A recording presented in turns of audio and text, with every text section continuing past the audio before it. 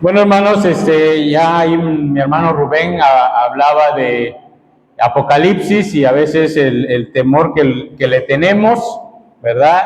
Iniciamos con una lectura de Apocalipsis también, no sé si se dieron cuenta, ¿verdad? Si recuerdan, iniciamos con la lectura de Apocalipsis capítulo 4 y bueno, hoy estamos meditando, hemos estado estudiando el libro de Daniel, ¿no? Y Daniel es muy parecido al libro de Apocalipsis, ¿sí? Así que si nosotros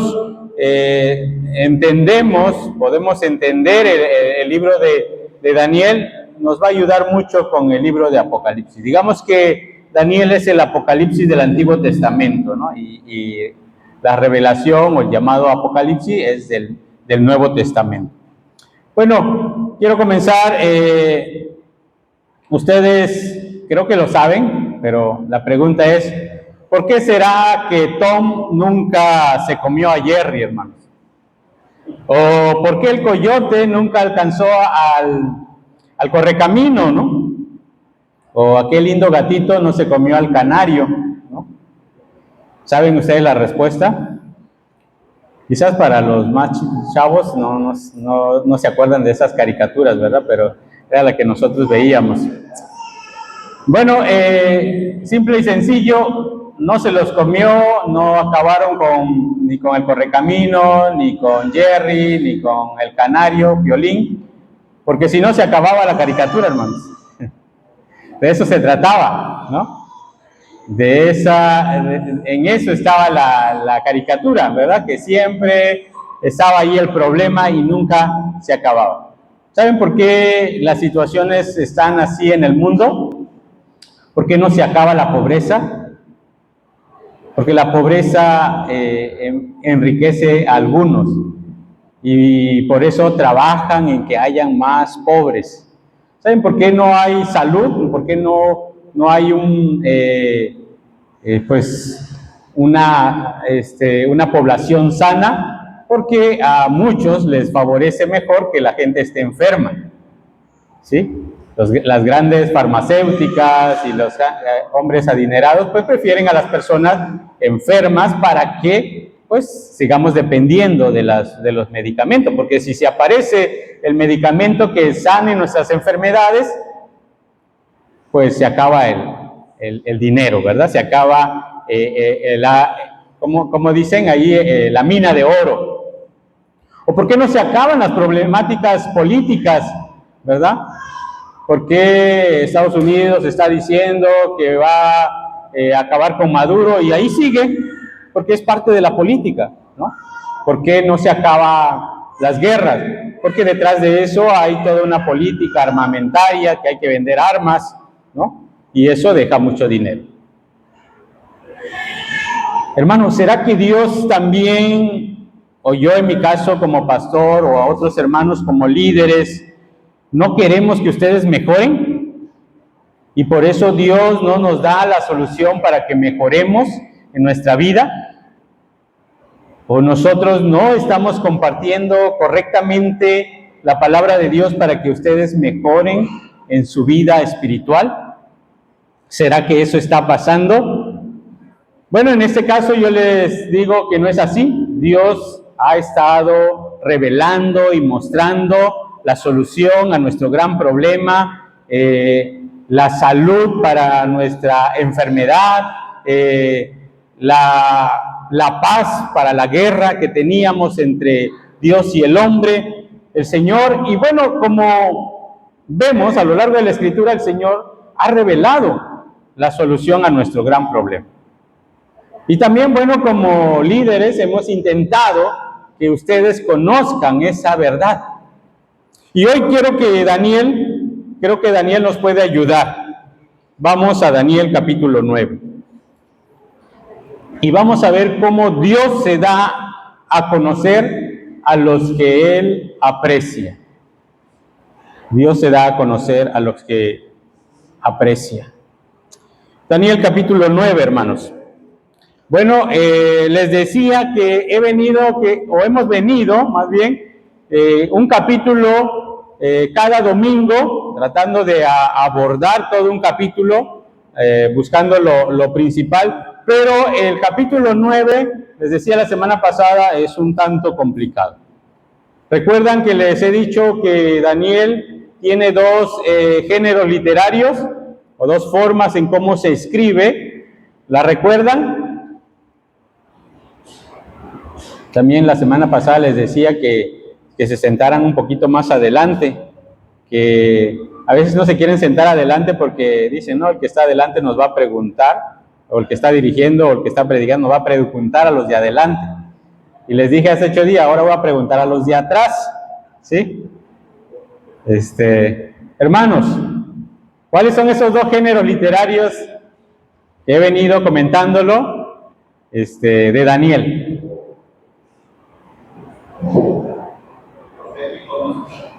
Claro, sí, profético, pero hay uno específico en ese sentido, ¿no?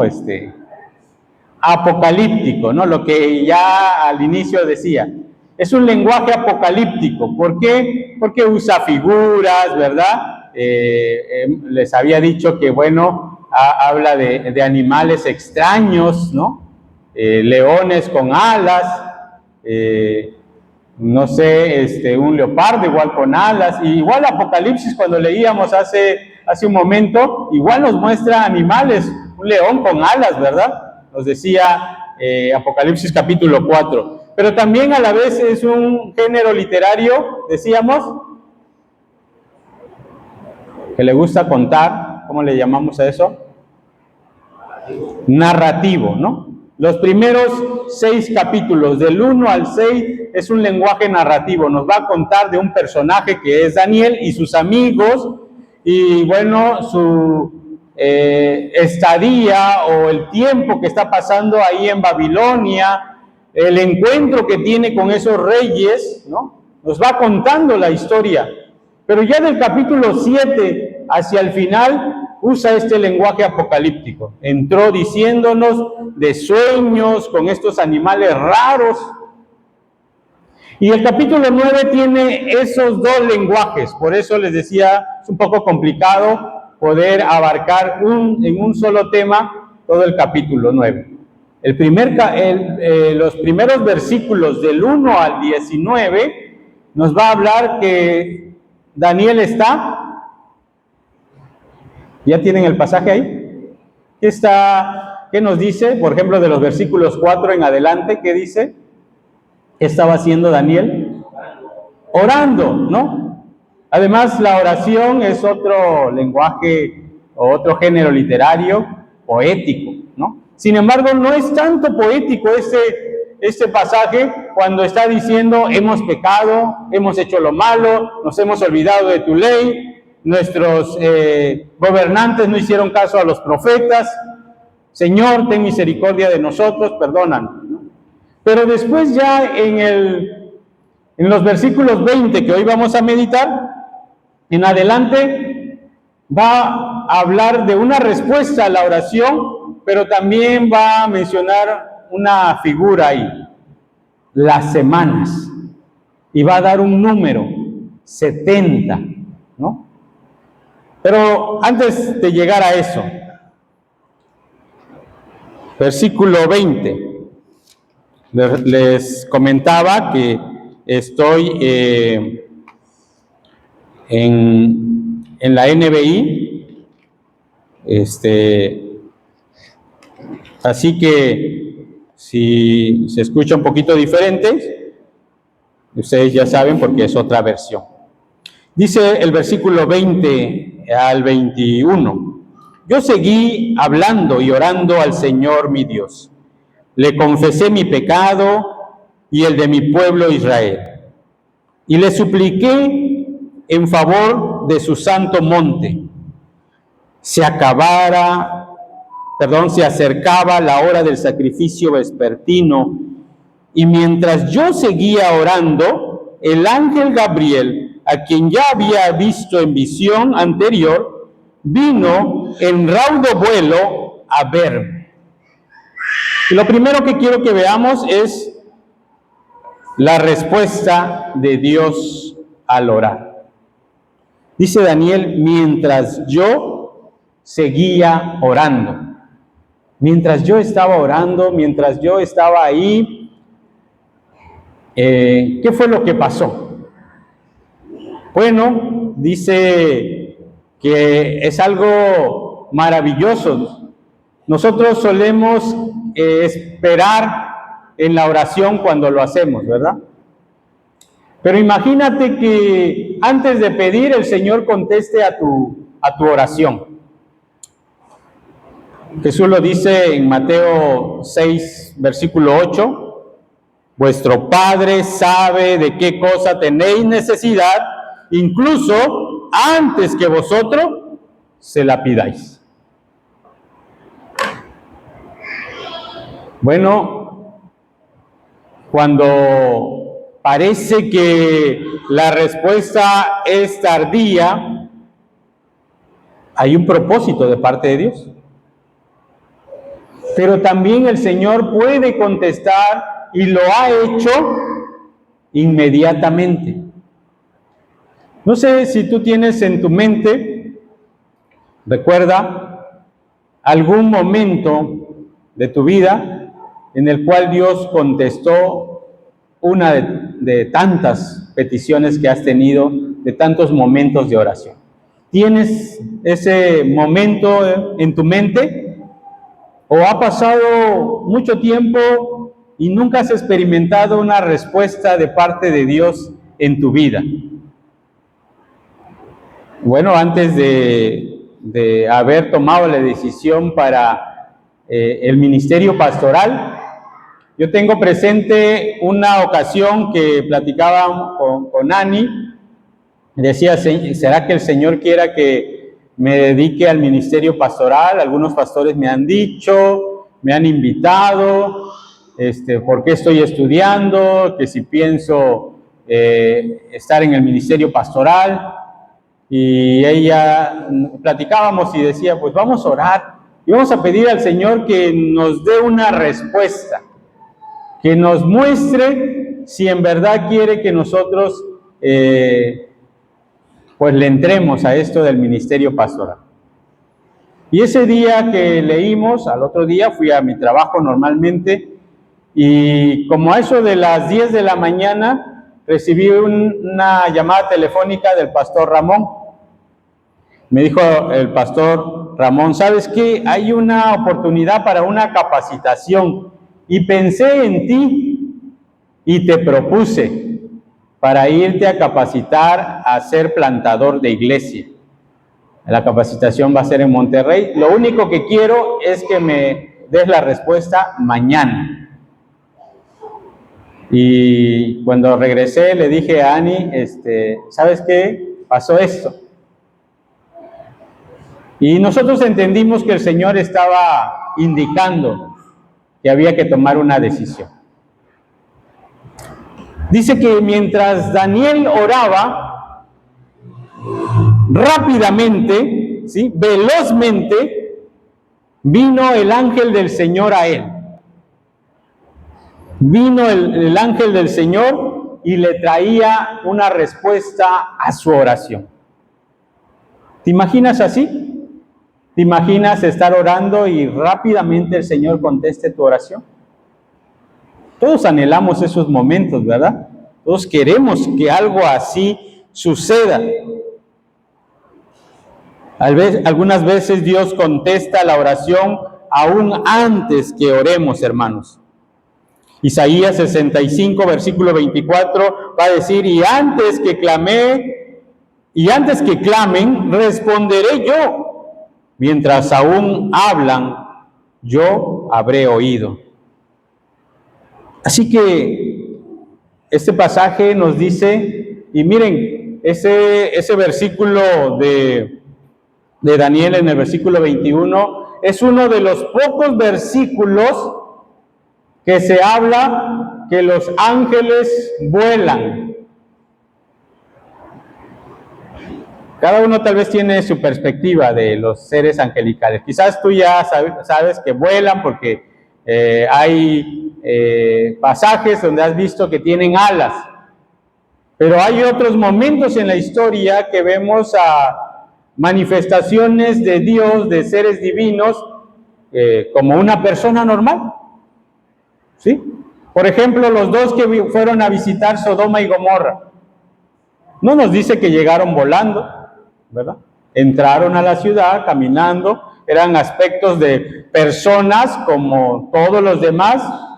Sí tenían algo especial, ¿verdad? Que los habitantes de Sodoma querían abusar de ellos. Y la idea es sexualmente. Pero eran como seres humanos. En este pasaje el versículo nos dice que vino volando Gabriel, además un personaje muy conocido por nosotros, ¿verdad? Ya en la Navidad se acerca y Gabriel es uno de los personajes en la Navidad, el que va a traer el mensaje a Elizabeth, a Zacarías, de que Juan iba a venir, ¿verdad? Que iba a concebir Elizabeth. Pero también fue el mensaje que le trajo a María. Este ángel vino volando, trayendo el mensaje, la respuesta de parte de Dios a la oración de Daniel. Otra de las cosas que nos va a decir este versículo, estos dos versículos, dice que se acercaba la hora del sacrificio vespertino. En Éxodo capítulo 12, versículos 5 y 6, va a decir lo siguiente: el animal será sin defecto, macho de 1 año. Lo tomaréis de las ovejas o de las cabras, y lo guardaréis hasta el día 14 de este mes, y lo inmolará toda la congregación del pueblo de Israel entre las 2 tardes.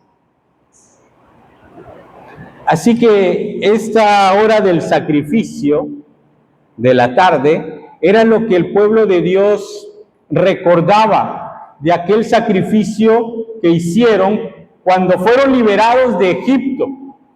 Y era una hora para salir a orar o tener la oración con Dios, clamar al Señor, orar al Señor. Dice que se acercaba esa hora, dice Daniel, lo puntualiza ahí. Pero también Mateo capítulo 27, versículos 44 al 45 nos va a decir: y desde la hora sexta hubo tinieblas sobre toda la tierra hasta la hora novena. Cerca de la hora novena Jesús clamó a gran voz diciendo: Elí, Elí, lama sabactani. Esto es: Dios mío, ¿por qué me has desamparado? ¿Recuerdan ese momento, hermanos? El sacrificio de Cristo. ¿A qué hora fue? Por la tarde, hermanos. Hora sexta, en nuestros horarios, como al mediodía. Hora novena, como a las 3 de la tarde. Algunas iglesias por eso suelen tener el culto de crucifixión como a las 3 de la tarde, ¿no? Conmemorando ese momento. Recordando ese momento de la hora de la tarde, la hora del sacrificio. Hermanos, si bien no hay una hora específica para orar al Señor, sí hay un momento específico en la historia para nosotros para clamar al Señor. Un momento en el cual nosotros nos cobijamos, y que es el sacrificio de Cristo. Dios no nos escucha a nosotros por nuestras obras. El Señor no nos escucha porque somos buenos o porque hay motivos especiales en nosotros, sino por la obra de Cristo Jesús, que fue sacrificado, el Cordero perfecto, el Cordero que quita el pecado, fue sacrificado un día. Y nosotros, por eso cuando oramos decimos: en tu nombre, Señor Jesús. He escuchado a algunos hermanos que acostumbran a orar y decir al final: en el nombre del Padre, del Hijo y del Espíritu Santo. Pero hermanos, la palabra de Dios es específico, en muchos momentos es específico. El Señor Jesús lo va a decir, que todo lo que pidieres en su nombre, os será hecho. Y no es que sea un pecado o esté absolutamente mal decir en el nombre del Padre, del Hijo y del Espíritu Santo, pero Dios da, el Señor Jesús, perdón, da un modelo. Por eso nos cobijamos en la obra de Cristo, en su sacrificio. La respuesta del Señor, hermanos, puede ser inmediata, puede ser pronta, pero también puede uno esperar, hermano, el momento. Y lo segundo, como les decía, el Señor no responde a nosotros por lo bien que nos portemos o por méritos que tengamos. De hecho, Daniel, unos versículos anteriores, va a decir lo siguiente.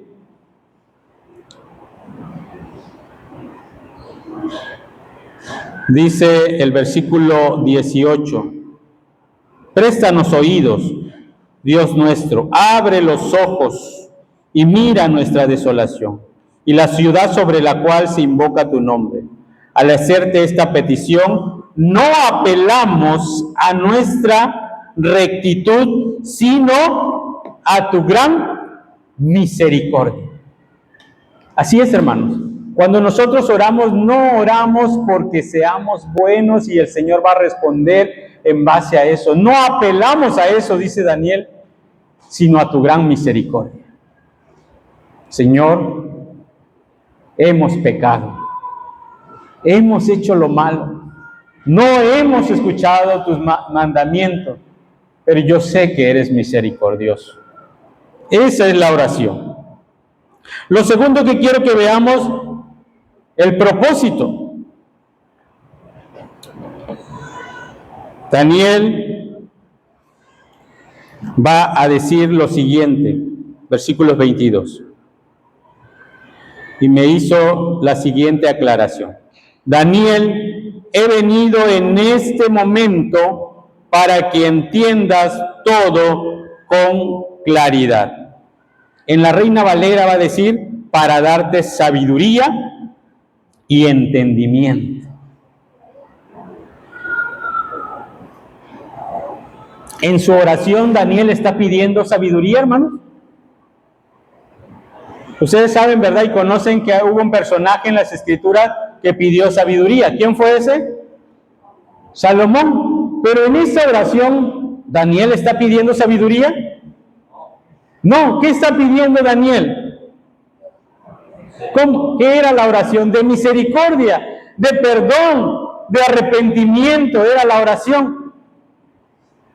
¿Por qué el Señor le está enviando al ángel rápidamente? Está respondiendo a su oración y lo primero que quiere que Daniel entienda es que le va a dar entendimiento, sabiduría. Le va a dar claridad a su pensar. La semana pasada les dije que este capítulo nos lleva a un pasaje, ¿sí? Si ya se te olvidó, Daniel estaba leyendo, dice el versículo 2, cuando yo, Daniel, logré entender este pasaje de las Escrituras, donde el Señor le comunicó al profeta Jeremías que la desolación de Jerusalén durarían 70 años. ¿Qué estaba haciendo Daniel?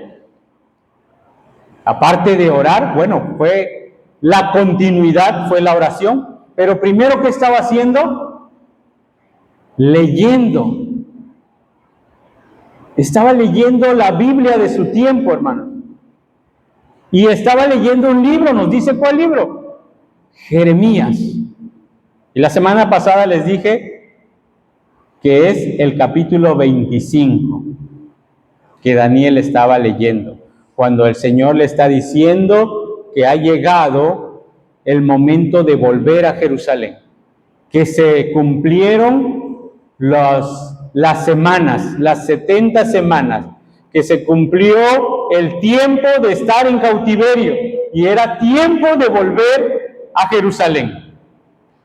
Pero aún Daniel necesitaba más entendimiento. Como les decía, ¿qué está pasando hoy en día en nuestro mundo? Y quizás decimos, bueno, el Señor ya viene pronto, rápido, solucionado el asunto. Pero llevamos esperando al Señor más de 2000 años. Y han habido guerras, y han habido hambres, y han habido violencia en diferentes épocas. Y tal vez también pensaríamos, como dice la Escritura, ¿el Señor ha olvidado su promesa de volver? No, sino que es paciente para con nosotros, dice la palabra, ¿verdad? Que es misericordioso para con nosotros. Daniel estudiaba el pasaje de Jeremías porque aún le faltaba mucho por entender, hermano, para que nosotros comprendamos qué es lo que está pasando o qué es lo que está pasando en tu vida. ¿Por qué esta situación de salud? ¿Por qué esta situación económica? ¿Por qué esta situación de problemas familiares? Yo les decía, ¿a dónde acudimos cuando hay estos problemas? ¿A dónde acudimos? ¿Hacia dónde vamos cuando estamos pasando momentos de estrés, de ansiedad o falta de esperanza? ¿Qué nos dicen? ¿Haces algún deporte? Para que ahí saques todo ese estrés, ¿no? Y vamos al gimnasio. O ve a un psicólogo para que te ayude, ¿verdad? Y tal vez a esas cosas que tienes del pasado te va a ayudar. Y así damos tratamientos, ¿verdad? De este tipo. Pero Daniel, todo lo que estaba pasando en Babilonia de su tiempo, de que había muerto Nabucodonosor, se había acabado su imperio, había surgido otro rey, y luego vino otro, y la situación estaba caótica. ¿Qué hizo Daniel? Fue a las Escrituras y estaba leyendo en Jeremías. Hermanos, ¿cuántos de nosotros vamos a la Escritura para que entendamos el propósito de Dios en nuestra vida? Y ni aún así cuando nos lo dicen, hermanos, no lo hacemos, hermanos. No vamos a las Escrituras. ¿Qué hacemos? Sí, vamos al gym mejor, ¿verdad? Al psicólogo, exacto. O hacer alguna otra actividad recreativa. Hermanos, Daniel necesitaba entendimiento para saber lo que estaba pasando en su tiempo. Bueno, aquí necesitamos de ese entendimiento. El predicador Spurgeon va a decir lo siguiente: todos los estudiantes de la palabra te dirán que cuando los martillos del aprendizaje y la crítica bíblica han fracasado para revelar un texto de piedra, hermanos, cuando alguien dice, hermanos, pero leo y no entiendo, hermanos, son pasajes muy difíciles. ¿Qué esperan que nosotros le digamos, hermanos? Toma un diccionario, toma un comentario bíblico, vea un curso. Bueno, sí, a veces eso hacemos, hermano. Pero Daniel no recurrió a eso, hermanos. Y Spurgeon va a decir, ¿qué pasa cuando alguien ya está estudiando, ¿no? Está martillando con el aprendizaje y con la crítica que le hace al texto y aún así no se revela? ¿Saben qué dice Spurgeon? A menudo la oración ha hecho lo imposible. Hermano, cuando no entendamos el pasaje, ora. Eso es lo que tenemos que hacer. No entiendo el pasaje y no entiendo mi situación, hermano. ¿Qué hago? Ora. Daniel, al leer Jeremías, lo que hizo es orar. Solamente orando puede romper, ¿sí?, esa piedra o ese texto, ese pasaje tan difícil. ¿Y saben qué? Van a brotar de ahí, dice Spurgeon, pepitas de oro, ¿sí?, enterradas dentro de esa roca.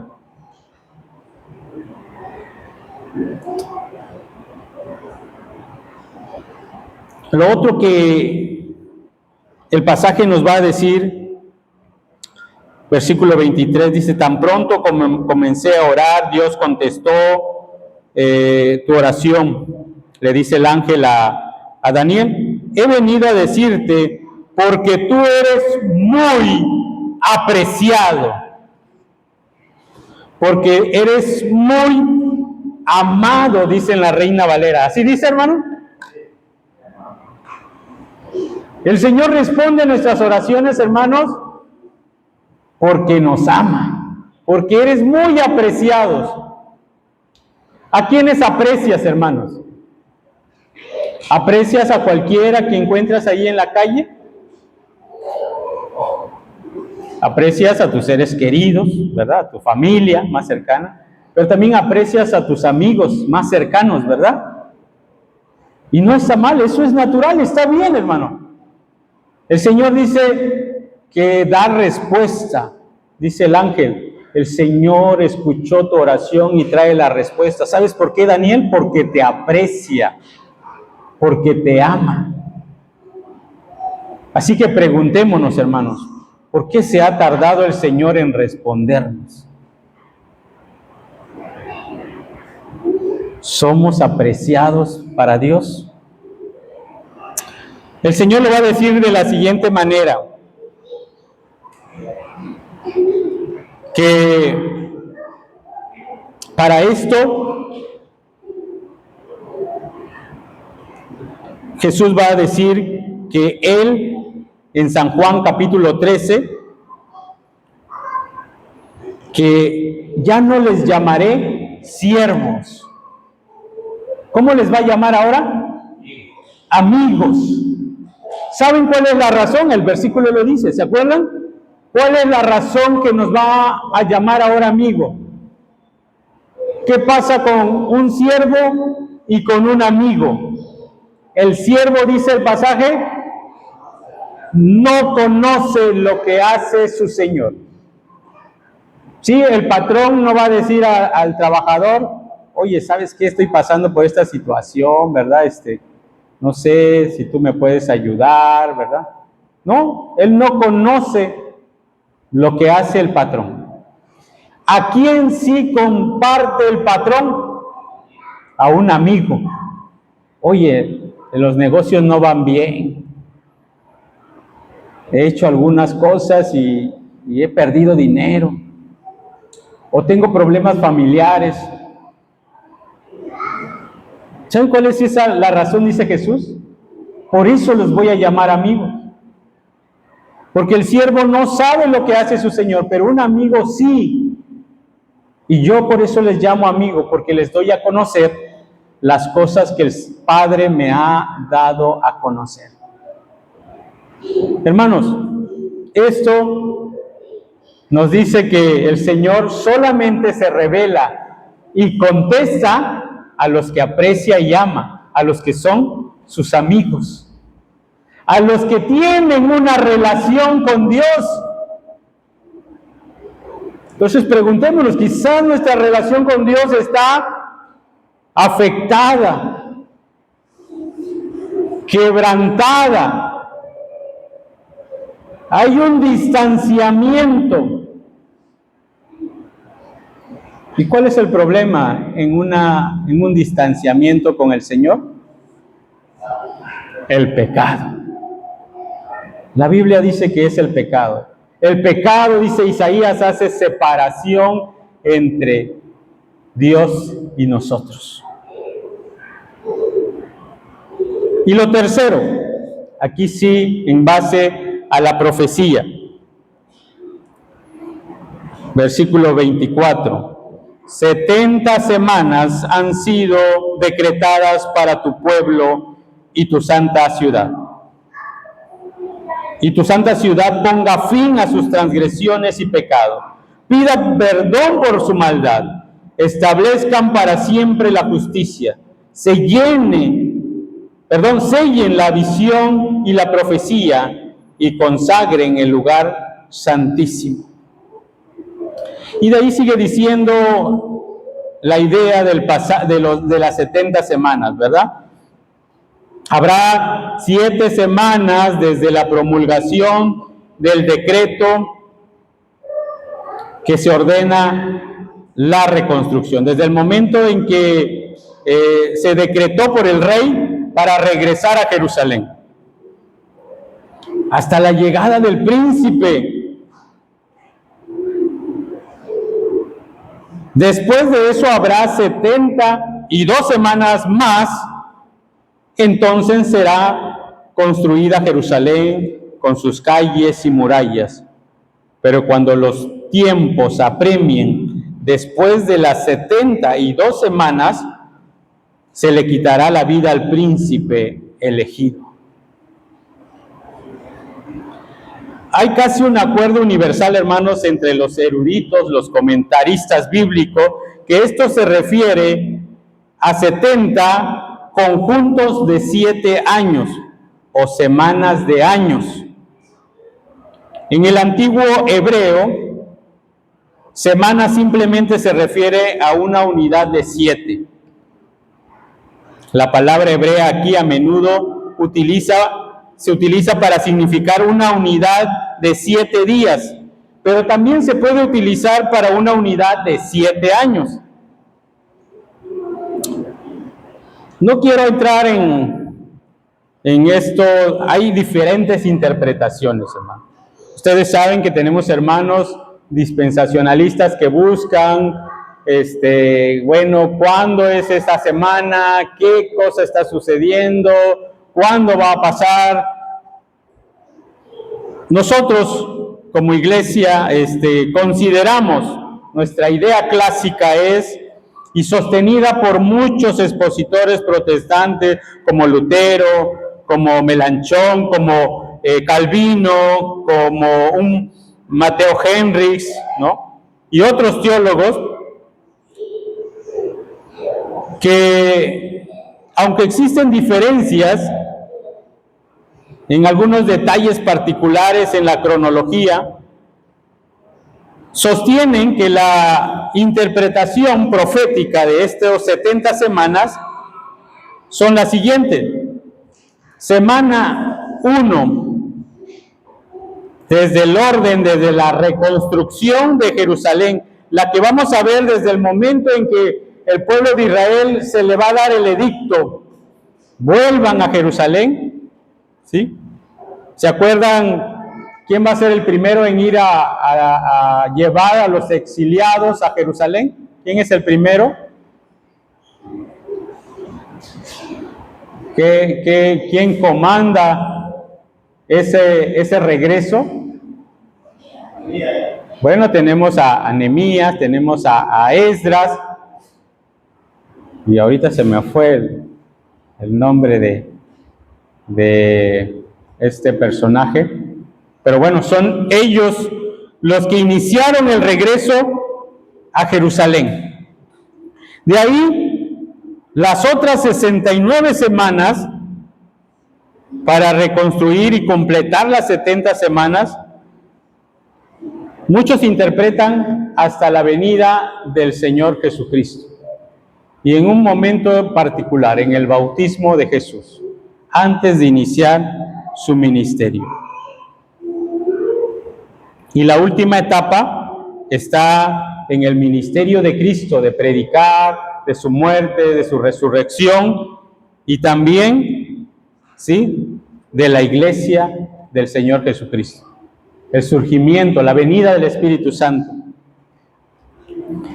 Pero ¿qué quiero puntualizar aquí, hermanos?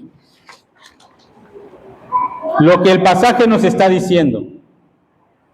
70 semanas se han decretado para tu pueblo y tu santa ciudad ponga fin. ¿A qué? A las transgresiones y pecados. Esto dice que la misma prevaricación, el pecado, un día tendrá fin, hermanos. Ustedes dicen, bueno, pero ¿por qué seguimos pecando? Un día eso va a terminar, hermano. Un día eso se va a acabar. Literalmente, seremos completamente perfectos. El pecado recibirá su castigo y con ello Satanás y sus ángeles irán al castigo eterno. La rebelión del hombre y de Satanás contra Dios un día terminará. También expiar la iniquidad. La iniquidad del hombre debe ser reconciliada. ¿Y cómo fue? Fue cuando Cristo Jesús fue crucificado en la cruz. El sacrificio perfecto del Cordero. Dice, y establezca para siempre la justicia, una justicia perdurable. Ahorita decimos, no vemos justicia en este mundo, pero un día se instalará el gran trono para hacer justicia. Ahorita quizás tomamos juicios individuales, injustos a veces, pero un día el Señor declarará en un sentido literal que ha llegado un nuevo orden para toda la humanidad, la justicia del Señor. Y otro, sellar la visión y la profecía. Esto habla de un fin con el cumplimiento de la profecía. Todo está planeado, hermanos. Nada al Señor se le escapa. Nada el Señor corrige en el transcurso de la historia y decir, esto faltó. No, todo está. Y por eso la visión está sellada. La venida del Cordero estaba anunciada y llegó y se cumplió. El reino ha comenzado y se está instaurando, el reino de su Hijo. Y por último, que consagren el lugar santísimo. Tomado en un significado literal, esto no es una persona, ¿sí?, sino más bien un lugar. Hay un lugar de los santos, hay una morada de los santos. Sí, el templo de la Nueva Jerusalén donde vamos a morar. Pero ¿saben? Hoy ha comenzado en este tiempo algo diferente. Un día iremos a morar a ese tabernáculo. Pero antes, ¿saben qué? El Señor ha hecho su morada en nosotros. Tú eres el templo de Dios. Tú eres el templo del Espíritu Santo. El Señor ha hecho su morada en ti. Y por eso, consagren, hermanos, dice Daniel, en esta revelación que tenía, en esta respuesta que el ángel le daba, consagren el lugar santísimo. Consagren su vida, hermanos. Restablezcan su relación con el Señor. Recuerda que Él contesta y Él revela su palabra a los que ama, a los que aprecia. En conclusión, para entender todas las promesas de Dios para nuestra vida, dos acciones son necesarias: leer las Escrituras y orar, hermanos.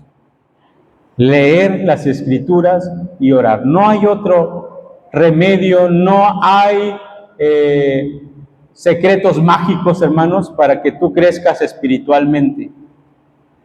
Leer y orar son los únicos que nos marca la palabra de Dios. Segundo, Dios se revela o da a conocer su voluntad a sus amigos, aquellos que tienen una relación personal con Él. Restaura esa relación con Él, hermanos. O fortalécela si ya la tienes. Aliméntala cada día. Y tercero, si en verdad hay una relación con Dios, si en verdad ya tienes esa relación con Dios, hermano, ¿sabes por qué? Es porque ya has sido perdonado. Porque su justicia perfecta te la ha pasado a ti, te la ha transferido a ti. Y tú ahora eres ese lugar santísimo donde Él habita, hermanos. Que el Señor nos ayude a entender esto, hermanos. No hay soluciones mágicas, hermanos. Como les decía, no es que el Señor no quiera respondernos o decirnos cómo mejorar en nuestra vida. Ahí está en su palabra. Leer y orar. No hay otra forma, ¿sí?, para mejorar y entender toda la situación que nosotros estamos viviendo. Vamos a orar, hermanos.